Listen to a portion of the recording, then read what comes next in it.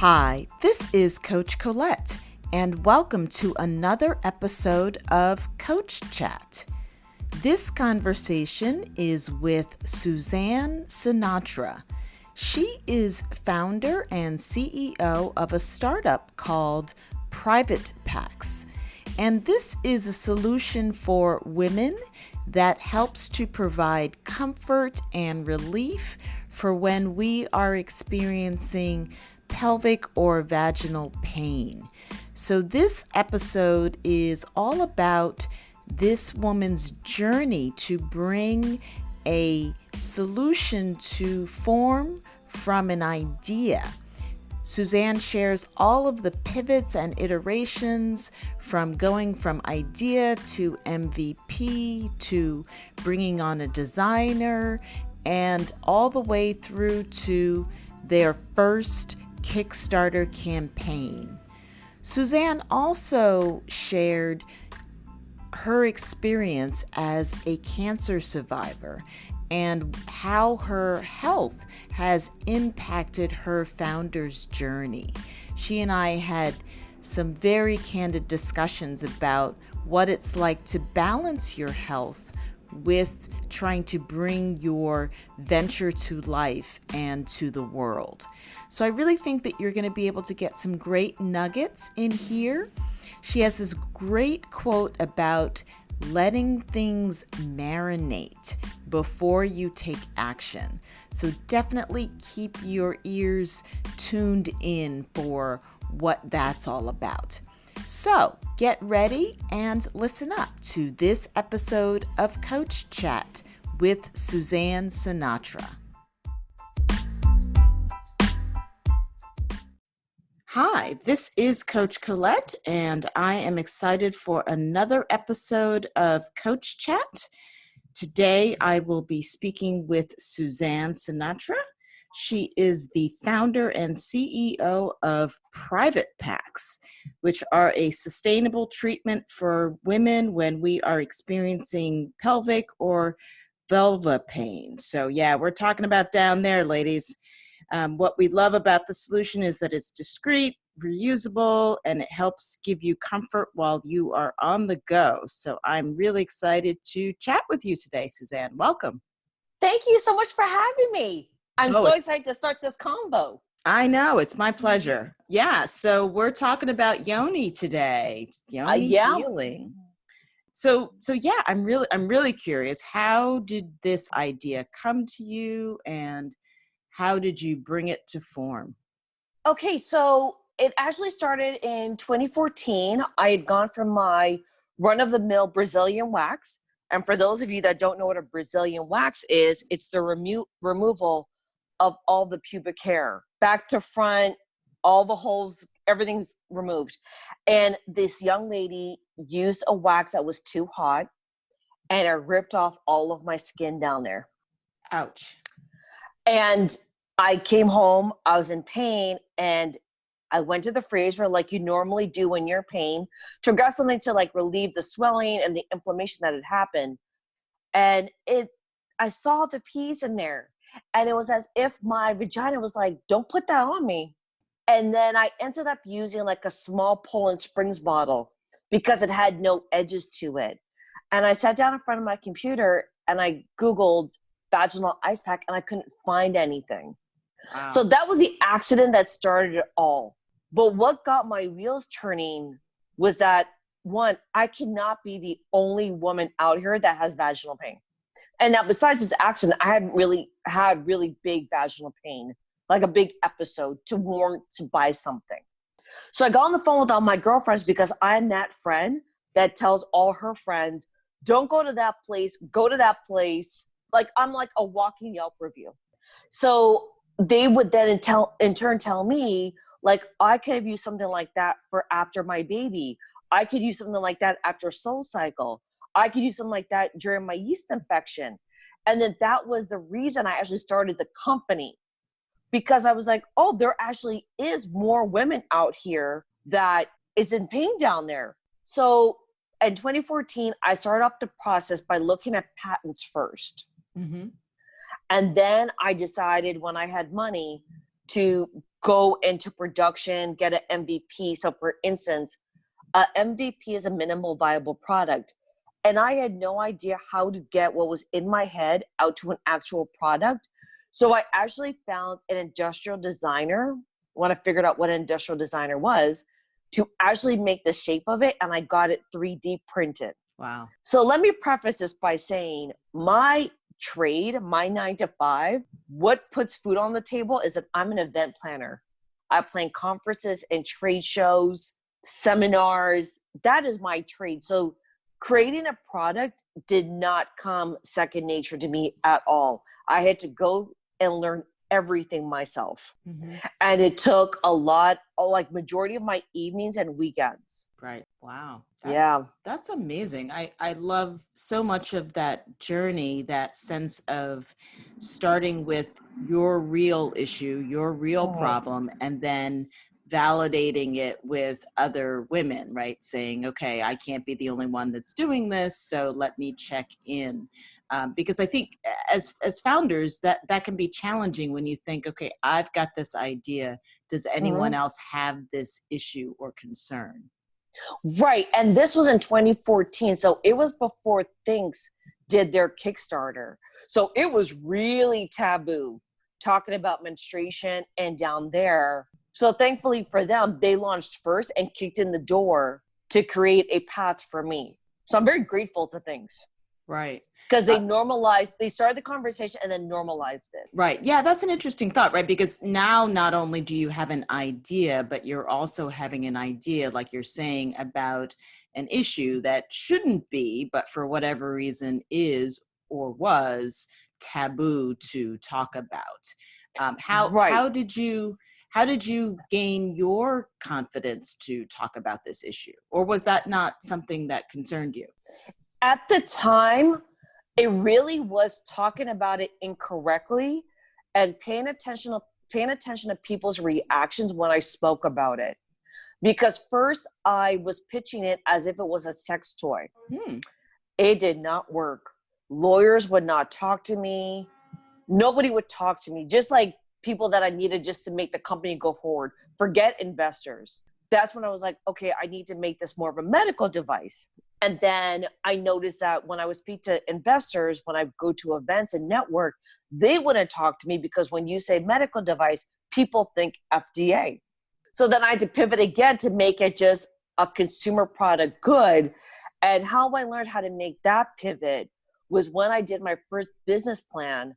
I had to learn that because ice packs are something that you can buy in the grocery market, it's really considered more of a consumer product good versus a medical device. It is considered a class 1 device because it does touch the skin, just like lipstick is covered by the FDA. Cosmetics. Got it. Interesting when you're saying, I know that you've since pivoted, but very interesting to hear that reaction around sex toys, because that is pleasure, and feminine pleasure is something that is also taboo for whatever reason for people to talk about. Right. But not only did the vision of the brand pivot, my confidence pivoted, my storytelling had to pivot with each change. And what was that like internally for you as a founder? It was confusing as hell. I didn't know what I was talking about. I didn't know what I was saying. I felt like I was just standing on water, like just very unstable. But I was smart enough to pick up the visual cues and tone cues to see if it was received. And I really let that lead me to where I am today. And you also mentioned in your origin story that sense of knowing who were the right partners. So figuring out like, okay, who can design this and what's an industrial designer? So how did you begin to learn who were going to be your key partners and players in this? I really looked at people's background in the early days, and even to today, Upwork is my best friend. I love Upwork. And actually working with freelancers so early on, I think it has actually helped me to determine how to hire people on full time. So my first hire, which was the industrial designer that I hired, I met her at a networking event. It was monthly classes learning about patents.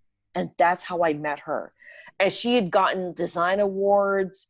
she had been awarded something, I can't remember right now, but something from Barack Obama in his first administration. So I was like, oh, she's got the credibility that I need.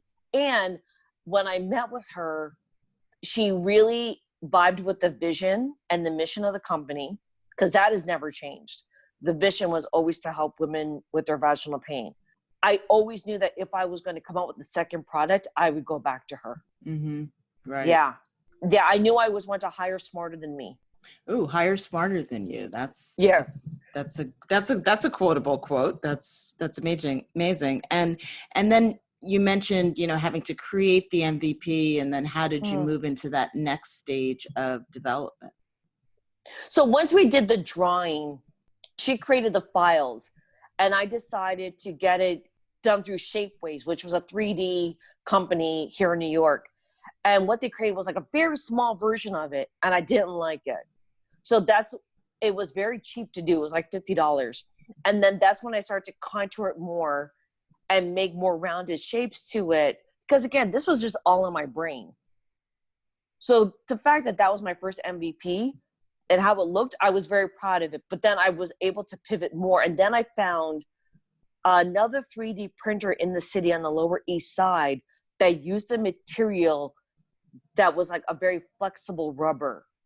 Because Shapeways was a very hard plastic. So for every step, I learned and I improved along the way. Mm-hmm. Mm-hmm. I also told a lot of people about what I was doing, because a lot of people, especially entrepreneurs, are like, oh, I'm not going to say anything because someone may steal it. I got out of that really quickly. It was like actually a matter of weeks. I decided to start sharing with everyone, because that was actually going to help me move along faster. Right. That is a trap that we can fall into. I think, the first time I met you, you were already talking about private packs and what you were working on. So I think that that is a good thing, because did that help you then get either feedback or validation or even potential buyer users? It helped me widen the network that I would need to go forward. How so? So I wanted like a certain gel that was made here in the States, but another gel that I did want was based in China. And because I told the manufacturer what I really wanted, he was like, oh, you need to go to China and you should contact this person. So by me telling people what I want and what my vision is, they're like, oh, this person can help you get to that point. Now it's very long and arduous doing it that way. Right. Because it's like you're like a squirrel. You have to collect acorns of information, but it actually has kept me going straight. I haven't diverted. Mm-hmm. Yeah. Yeah. I mean, I love when you said, right, like the vision or the mission has not changed, even though your product iterations have pivoted to some degree. Because the company was built on my core beliefs. And I still believe that women need something that's sexy, cute, wearable, and reusable. Because back in 2014, it's now 2020, I said, I don't want a woman to have to keep going to the pharmacist to buy a private pack. I think that's ridiculous. And I don't need the pharmacist to look at her crazy like, girl, what is going on with your vagina? You buy it once, you use it like up to a year, because that is what I don't want to go through. So, and I'm not doing that to other women. Right. So there's that. I mean, when we think of the pink tax, right, the products, the female products that are either more expensive than what would be the equivalent on the male side. So you were thinking about not just the user and the comfort, but also the economics associated with the product. Also, the judgment with it. Because if it was a disposable one and you had another yeast infection, they were coming like every 6 weeks. That means you have to be in the drugstore every 6 weeks. And who knows if your pharmacist is going to judge you on it. No one needs that look. But they don't do it to men. Right. Oh, he's going back and buying the same condoms. Right. The pharmacist is like, oh, you're getting it in. Like, great. But then if we buy something for ourselves, I just didn't want it. Got it. That sense of thinking about, again, because we're talking about these things that are, quote, taboo when it comes to women versus the same issues or that would affect men potentially, but why is there the stigma for a feminine hygiene or a Right. feminine product as opposed to something for men?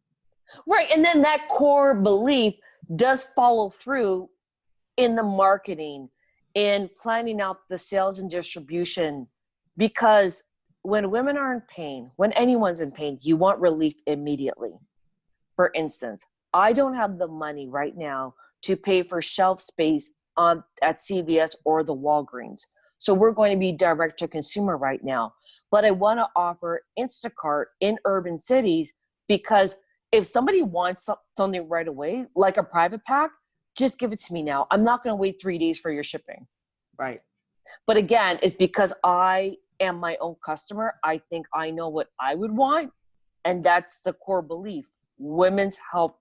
And to do that, there are certain things that have to come in because you want to help your customer.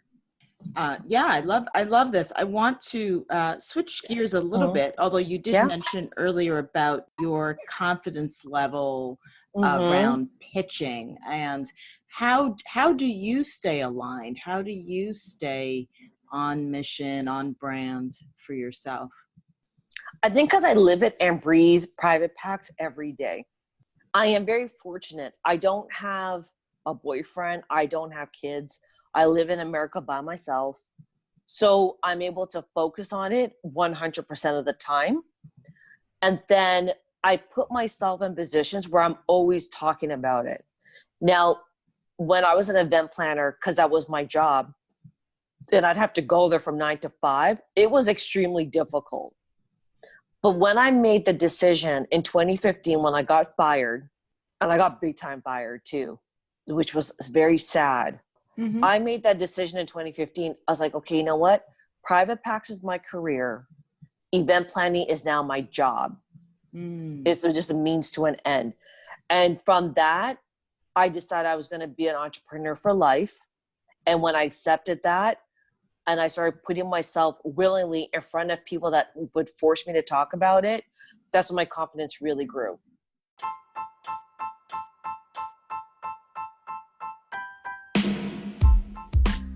Hi, it's Coach Colette, and I have some great news for our listeners in the New York metro area. On Tuesday, February 18th, starting at 6 p.m., we will be hosting a Let's Talk Live podcast event on Black motherhood. I'll be sitting down with Nana Ison-Akiwowo, who is the founder and president of African Health Now, who creates these amazing maternity boxes for women in sub-Saharan Africa. We'll be joined by Antonia Akintunde, who is the founder and editor-in-chief of Mater Mea. This is a website and community for Black women, all about the intersection of maternity, motherhood, and career. So if you would love to be part of our audience and ask your questions of me, Nana, or Antonia, we'd love to have you sign up. You can search for Let's Talk Live on Eventbrite, or you can click the link in the show notes for this episode. It's also available on my Tap Bio link on my Instagram at Coach Colette. So sign up today. We'd love to have you be part of the discussion.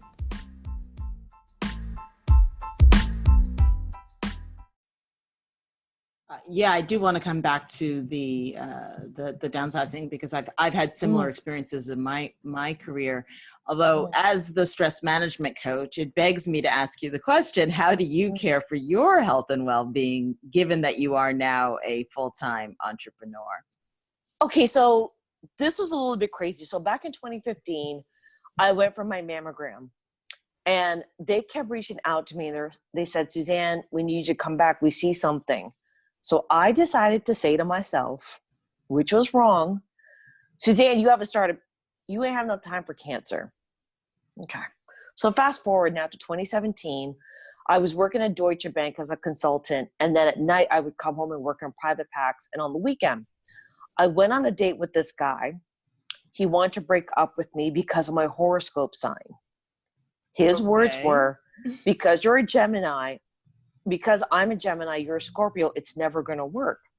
In reading the text, I crossed my arms, and when my right hand grazed my left breast, I felt a lump.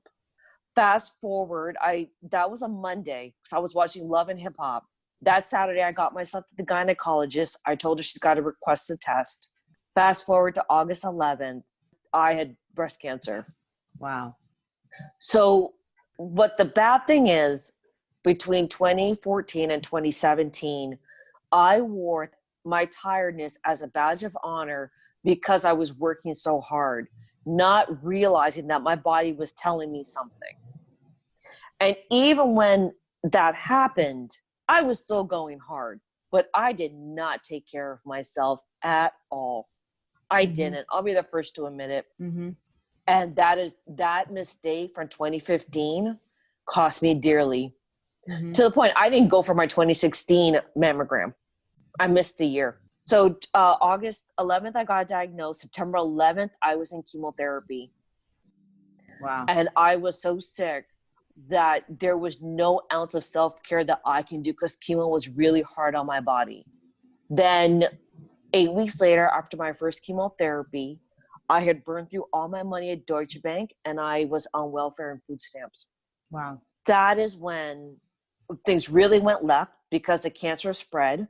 So I had to then get a mastectomy. It wasn't until I had the mastectomy that I had to have a conversation with myself, because I beat myself up a lot. And I said, how did you build a genital health company and you didn't take care of your own genital health? You're a fraud. And if anyone knows me, I hate frauds. I hate people that are fake. It's just not me. So to know that I was one, I really beat myself up over it. So I went to a deep depression after my mastectomy because I realized like it was because of me and my ignorance that I lost my breasts. And I loved my breasts. I love both of them dearly. They are my breast friends. So that's when I really started to integrate self-care after I lost my breast. And now after that, I changed the messaging of the company and myself. Don't make my mistake. Take care of your health because I lost my breast because of it. Wow. So I started implementing self-care habits of taking more bubble baths, working out more 3 to 4 times a week, definitely masturbation because I needed the stress release, and really cutting off toxic people in my life and setting up boundaries. And have you reached a point of forgiveness, like self-love, self-compassion, self-forgiveness? I have. And when it comes to the business, I've realized that not everyone needs a response as soon as their email hits my inbox. Now, when I make a decision or I have to make a decision or I'm thinking creatively, I let everything marinate. Like if you have a piece of beef, you let it marinate, right? So it can get the juices. Right. Now I let everything in life marinate. You're going to marinate in my inbox. If I create a piece of artwork and I'm unsure about it or I'm not vibing with it, I leave it alone. I've learned to walk away from things to let it marinate. And by that, it has allowed me to have my brain breathe. Wow. To be more creative and focus on something else. I love that. I think you need a hashtag for your private packs and let it marinate or something. Yes. I don't know. There needs to be some connection there. And thank you for being so candid about your journey and your health journey. Because I think it's, of course, it's important for us as women to recognize the times, because we've all been there, right? We've all been there at times where like, oh, just one more email or just one more ... I think usually what happens, like I can only speak for myself. Usually it's like, oh, I get the twinge, I ignore it a little bit more. And then the twinge gets a little louder, right? And then I have to say, okay, is that, for me, it's usually in my stomach. So it's like, okay, did I eat something wrong? Or is there like some sort of stress that's happening, right? I've learned to be able to listen a little bit better to my body. Right. And that's the key thing. And then sometimes, you do slip. There's sometimes you do forget of your own self-care. When I finished the crowdfunding campaign in November, I was so spent, I could not move. And because of that, I missed my mammogram for 2018. Again, it's this mammogram. So I went to see my oncologist yesterday because I'm still in treatment. I was like, Suzanne, I have no need to talk to you because you missed your mammogram. And that is like a year to book out. And then it backlogs all the other appointments because the other appointments are going to want the mammogram too. So because of my mistake that I missed in December, I had to miss a whole day of work yesterday because I had to get the mammogram done yesterday. It's just like a domino effect if you do not take care of yourself. Right.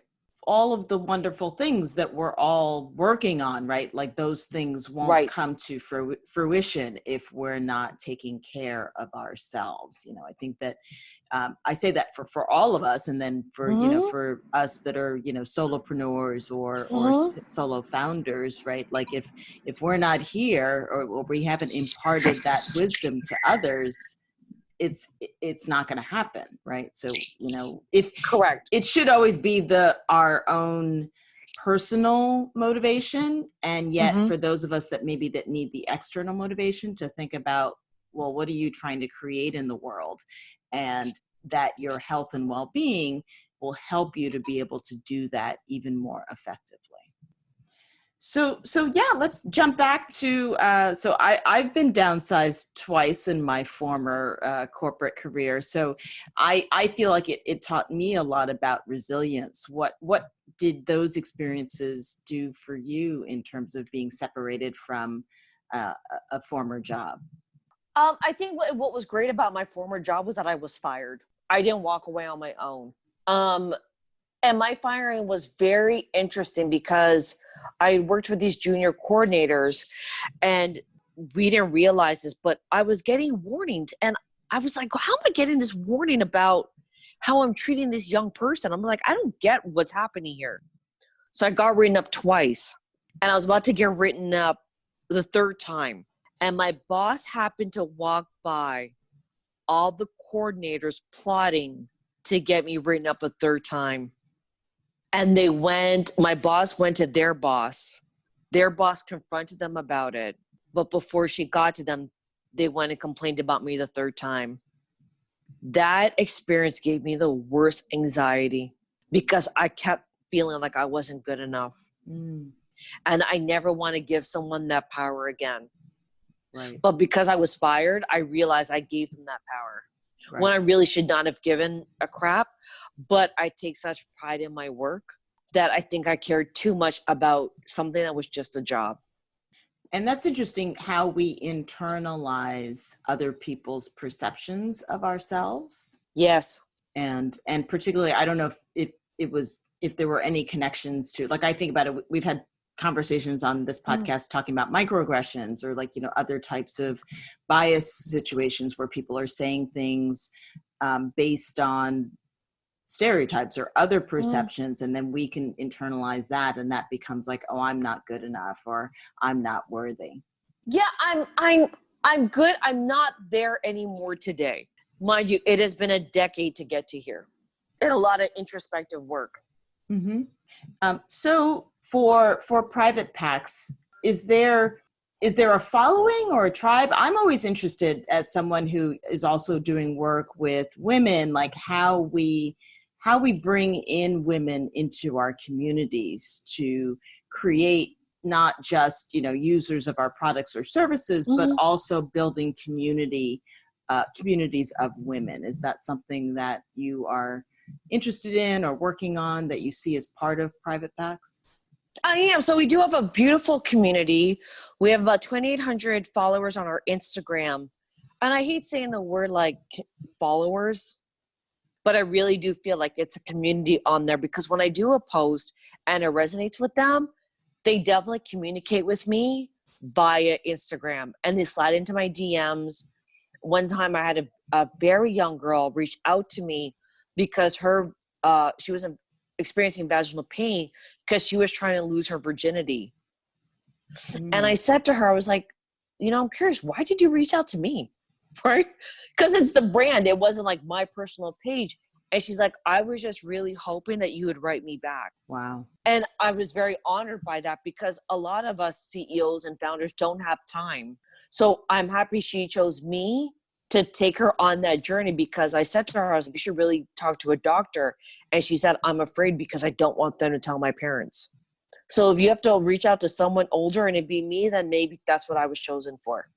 Right. Yeah. Again, it seems like we keep coming full circle to women, girls, about our ability to control what's happening for ourselves, within ourselves, and healing ourselves or protecting ourselves, or in this, pleasuring ourselves. Like, I feel like that there are so many aspects that other people want to have opinions on what's going on in our bodies. Right. Well, I think, and also like I have opinion too, but it's just as long as my opinion for my body matters to me, because that's all that really counts.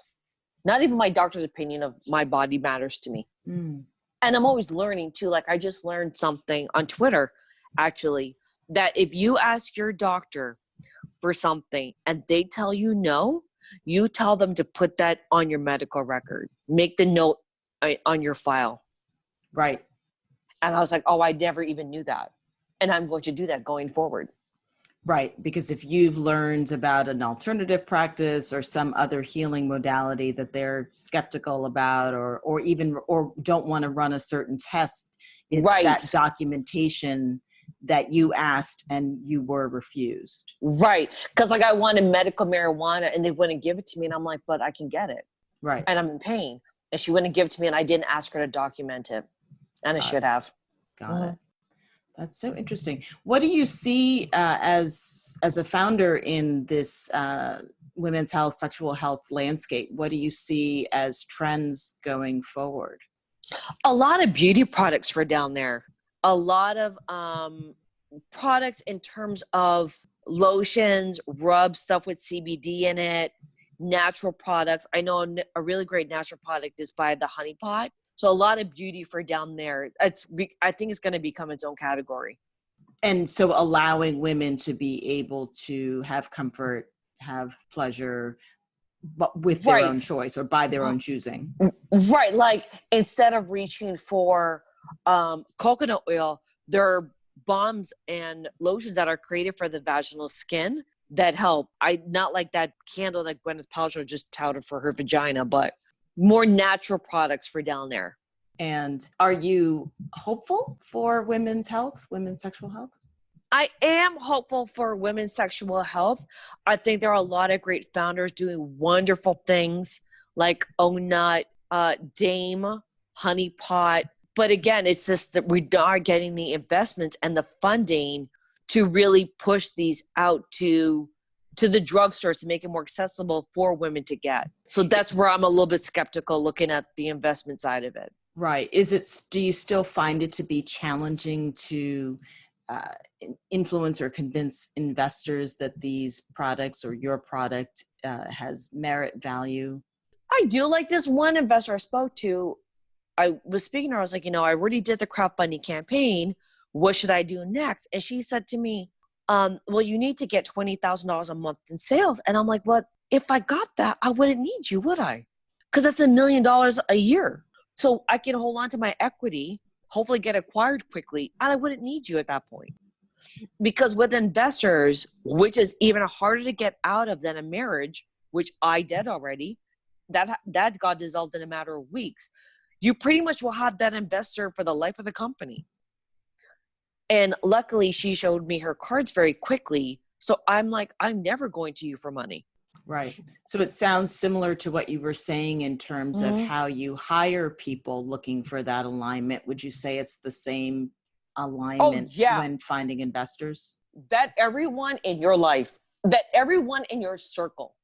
So there's like, say 5 circles, right? On the inside is more like your family and your friends. The next one is your colleagues, your peers. And then the next one could be investors. Like, you have to vet everyone. Like, they have to earn their place in your circle. Ooh, I love that. People need to earn their place in your circle. Yep. That's a compelling thought, I think. And it's probably a little bit different than what some of us might think, particularly for those people in that inner circle, right? Your family and your friends. Right. And I know for this particular week, my girlfriend, she and I were speaking about something. Another friend's name came up and she's like, oh, I got to talk to her about something. I'm like, have you even called her to ask her how she's doing? Forget what you need. How you do even know that much. It really takes like the level of care you want to give and what you need back. So obviously my parents they're in the inner circle, because if not, they probably beat me. But like again, even with your friends, like with those circles has helped me set up boundaries. If you're in my inner circle, you get to call me before 5:00. Outer circle people, you will hear from me after 5:00 on the weekday and on the weekends. Weekends, I don't have sprints to do. So a sprint is when you hardcore focus on a task. Understood. So connected to this, and what I do ask all of the guests on my podcast to share is, what does start within mean to you? Start within means starting to know who you are from within, what your energy level is, and what your strengths and weaknesses are, what you can tolerate and what is intolerable. Really knowing yourself. And you can only do that with introspective work.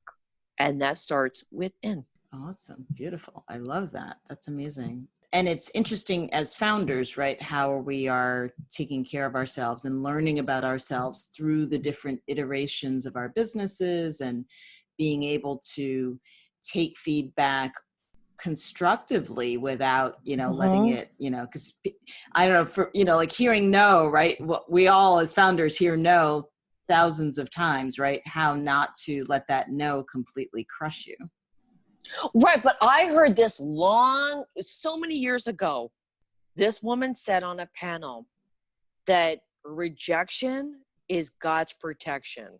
And every time I've been told no, a few weeks later, or even like up to a year later, it revealed itself that, gosh, that was protection. Right. Personal and professional. I saw something recently today that it was something along those lines, around like, when a door closes, sometimes you have to like nail a board over it. Yes. Don't, and I'm like, sometimes I'm like, yeah, I don't need to be I need to be reminded not to try like trying to open that door again. And that's happened with that exact thing has happened with boyfriends, because it was very hard doing cancer by myself and then doing the startup by myself. So I really was hanging on to this one guy I was madly in love with, and he left. He shut that door behind him, and I went going back to that door, open it up again and again, when I should have just nailed it shut. Mm-hmm. Because it was really emotionally harmful to me. Mm-hmm. Mm-hmm. Mm-hmm. And that was the protection that you were talking about, right? That was the protection. Right. God must have been like, did I not shut this door? Why do you keep going back and opening it? Why? I know. You keep asking for me to remove him. I remove him, but then you go back. What is up with this? And it's the lesson, though. Sometimes we need to relearn the lesson, right? Like, we're not sometimes over and over. She's like over and over, and maybe even over again. Yeah. And I'm not religious. I'm a very spiritual person. My faith has held me strong this far, because I've gotten back to my health, which is really great. And there's some type of compass in my life. And it doesn't have to be Christianity. It could be anything for anyone, but it does help me keep grounded. And it is my moral compass. Right. And I think when you have something like, potential angel money coming your way, or a really great partnership, you really got to stand firm in your truth and what's within you to make that decision if it's smart. I love that sense of opening to higher, and then also staying grounded in yourself. Yeah. Yeah, being grounded is really important because you don't want to be out here like a kite looking all crazy and making the wrong partnerships and the wrong deals or the wrong connections if you are not grounded. Because you don't have to pivot, but the outside can make you pivot and pivot wrong. Give yourself time to marinate. Let it marinate. Let it marinate. So how can our listeners learn more about you, learn more about Private Packs? Yeah, so we are on all social channels. We are at Private Packs, Pribate Packs, Packs, spelled properly. And my personal handle is Suzie, Suzie Sinatra. Please reach out to me. And our website is www.privatepacks.com. Right now, we are still doing pre-orders on Indiegogo, and we're looking to ship in March. And right now, you can buy it at its lowest price until March. Otherwise, I'm jacking up the prices because I have to make money. Suzanne, thank you so much for your honesty, your candor, and for all that you're doing for women. Yes, thank you so much for having me on your show. I hope this resonates with one person. All it takes is one. All it takes is one. Yep. That's amazing. So we're going to let it marinate, and thank you everyone for listening.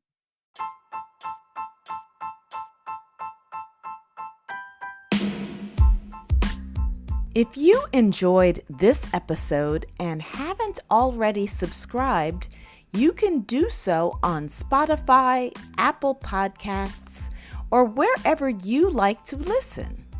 You also can connect with me on Instagram at Coach_Colette for more inspiration on personal growth and wellness. Stay tuned for another episode of Coach Chat, and get ready to start within to finish strong.